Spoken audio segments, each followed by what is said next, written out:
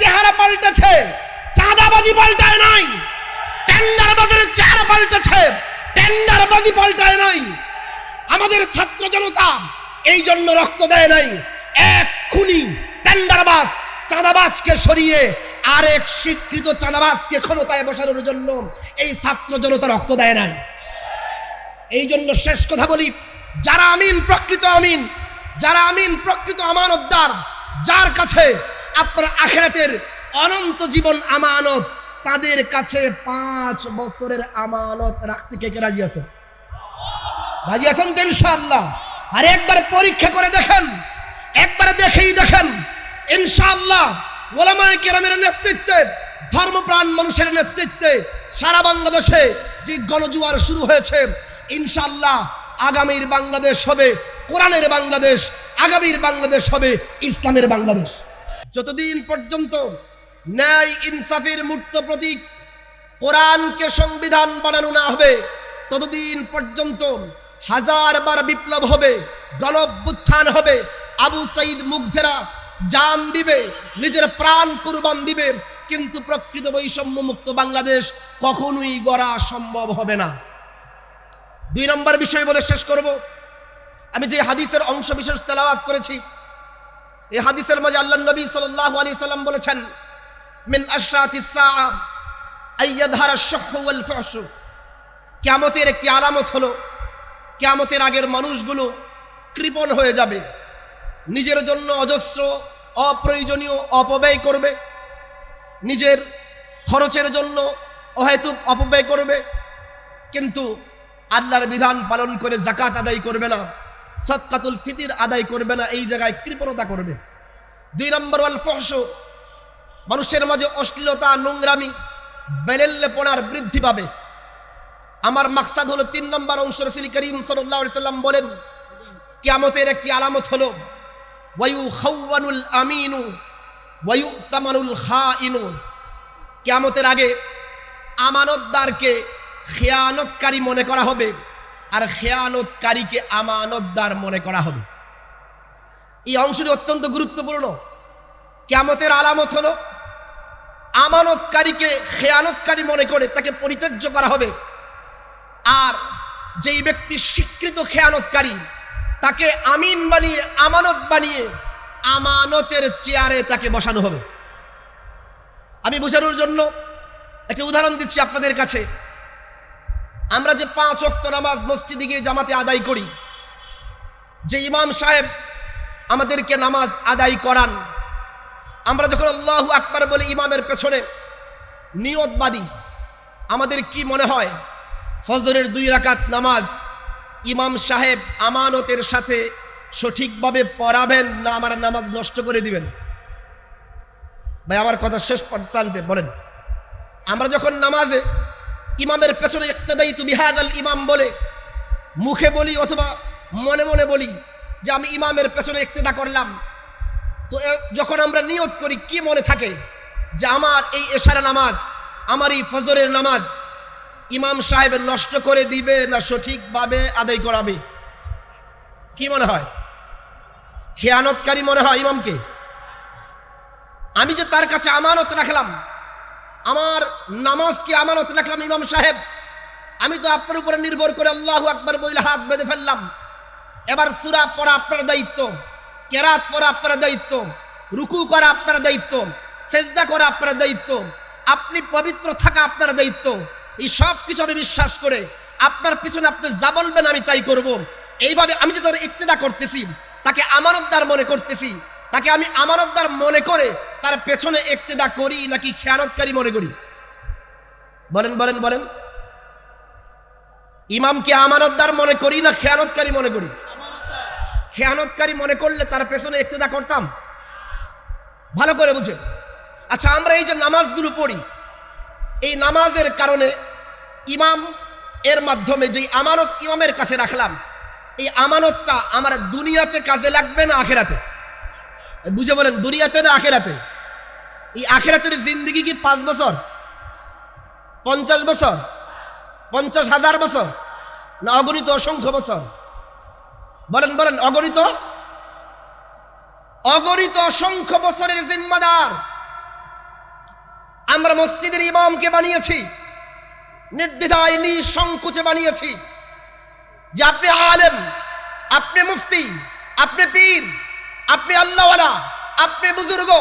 আমি আপনাকে এতটুকু বিশ্বাস করি, এতটুকু আস্থা রাখি, আমার আখিরাতের অনন্ত জীবনের আমানত আমরা সেই আলেমের হাতে দিয়ে নিরাপদে নিশ্চিন্তে নামাজ পড়ি।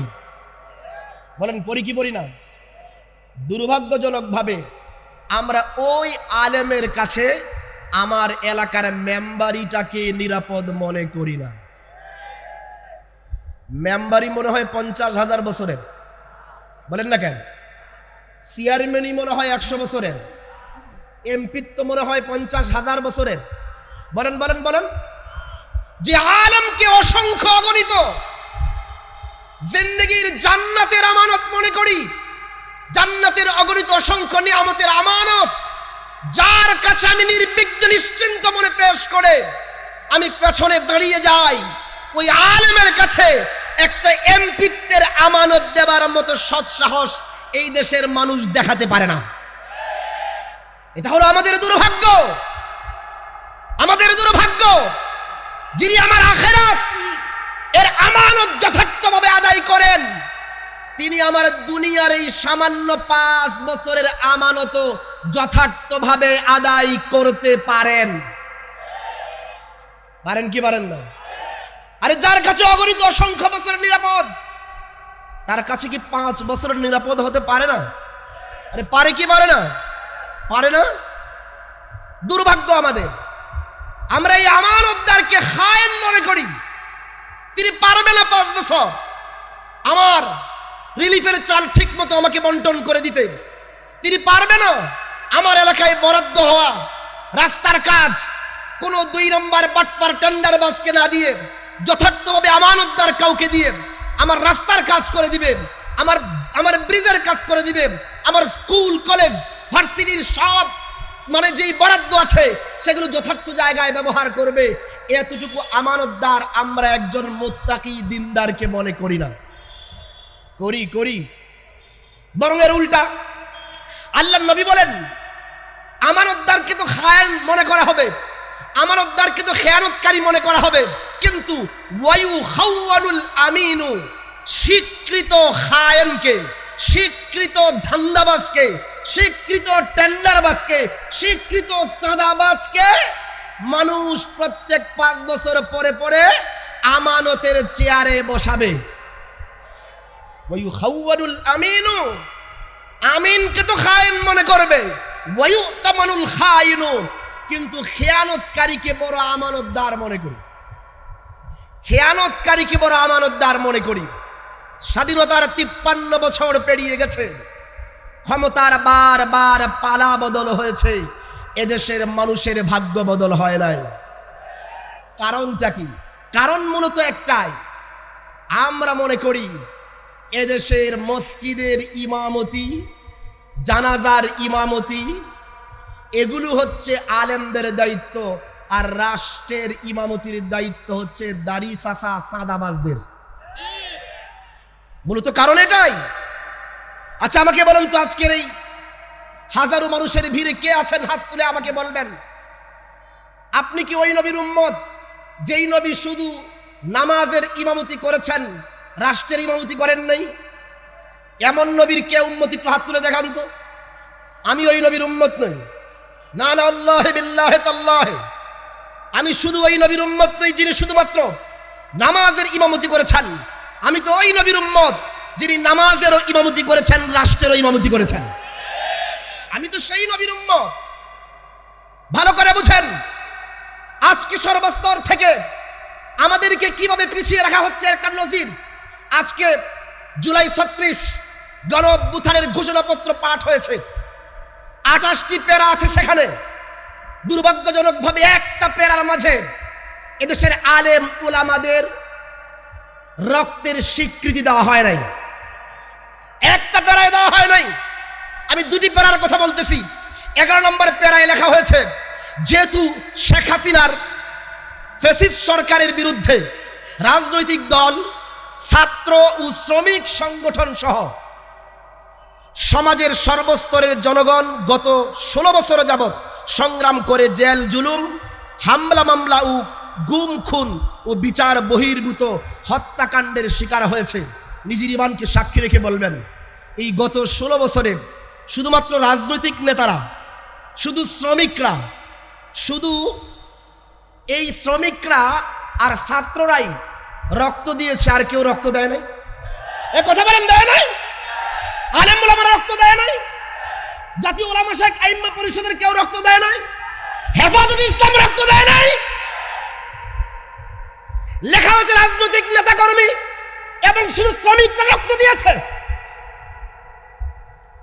এর মানে এদেশের নিচ থেকে আপ পর্যন্ত সবার রগরেশায় বসে গেছে এই দেশের আলেম ওলামারা, ধর্মীয় মানুষরা বুঝি বানের পানিতে ভেসে আসছে। আপনারা কি তাই মনে করেন? এরপরে 14 নম্বর প্যারায় সেখানেও স্পেসিফিক কয়েকটা বিষয়ে লেখা হয়েছে, যেহেতু আওয়ামী লীগ আমলে ভিন্ন মতের রাজনৈতিক নেতাকর্মী, শিক্ষার্থী ও তরুণদের নিষ্ঠুরতার নির্যাতন করা হয়। এখানে লেখা হয়েছে নেতাকর্মী, রাজনৈতিক এবং শিক্ষার্থী ও তরুণরা, আর কেউ রক্ত দেয় নাই। কথা বলেন না কেন? আর কেউ রক্ত দেয় নাই। এই কৃপণতার কারণ কি আমরা তীব্র প্রতিবাদ জানাই। আমি গত 5 জুলাই, মানে গত বছরের 5 জুলাই যখন গণ অভ্যুত্থানের পরে সংসদ ভবনের সামনে যাই, আমার সাথে 3 জন ছাত্র, যেটা ইস্ট ওয়েস্ট ইউনিভার্সিটির একজন আমার সাথে আসছে রামপুরা পর্যন্ত, ছেলেটা আমাকে বলল, হুজুর আজকে যদি আপনাদের হেফাজতে ইসলাম এবং ইসলামী আন্দোলনের নেতা কর্মীরা আজকে আমাদের সাথে না থাকতো, আমরা কোনোভাবেই পুলিশের ব্যারিকেড ভাঙতে পারতাম না। কেন বলে যান? এর চেয়ে বিশ্বাসঘাতকতার কিছু হতে পারে না। শেষ কথা বলি বুঝুন, সময় অনেক পেরিয়ে গেছে, স্বাধীনতার 53 বছর পেরিয়ে গেছে। এই 53 বছরে আমরা পুরাতন জামাইকে বারবার নতুন জামাইয়ের পোশাকে দেখেছি। জামাই নতুন, নতুন না আগেরটা? পুরাতন জামাই প্রতিবার নতুন নতুন সাজগোজ করে 5 বছর পরে নতুন সাজে এসে সেই পুরাতন ধান্দাবাজি করেছে। ক্ষমতার পালাবদল হয়েছে, চাঁদাবাজের চেহারা পাল্টেছে। চাঁদাবাজি পাল্টায় নাই, টেন্ডারবাজের চেহারা পাল্টেছে, টেন্ডারবাজি পাল্টায় নাই। আমাদের ছাত্র জনতা এই জন্য রক্ত দেয় নাই। এক খুনি টেন্ডারবাজ চাঁদাবাজকে সরিয়ে আরেক স্বীকৃত চাঁদাবাজকে ক্ষমতায় বসানোর জন্য এই ছাত্র জনতা রক্ত দেয় নাই। এই জন্য শেষ কথা বলি, যারা আমিন প্রকৃত আমানতদার, যার কাছে আপনার আখিরাতের অনন্ত জীবন আমানত, তাদের কাছে 5 বছরের আমানত রাখতে কে কে রাজি আছেন? রাজি আছেন তো ইনশাআল্লাহ? আর একবার পরীক্ষা করে দেখেন, একবার দেখেই দেখেন, ইনশাআল্লাহ ওলামায়ে কেরামের নেতৃত্বে, ধর্মপ্রাণ মানুষের নেতৃত্বে সারা বাংলাদেশে যে গণজোয়ার শুরু হয়েছে, ইনশাআল্লাহ আগামীর বাংলাদেশ হবে কোরআনের বাংলাদেশ, আগামীর বাংলাদেশ হবে ইসলামের বাংলাদেশ। ওয়া আখিরু দাওয়ানা আলহামদুলিল্লাহি রাব্বিল আলামিন।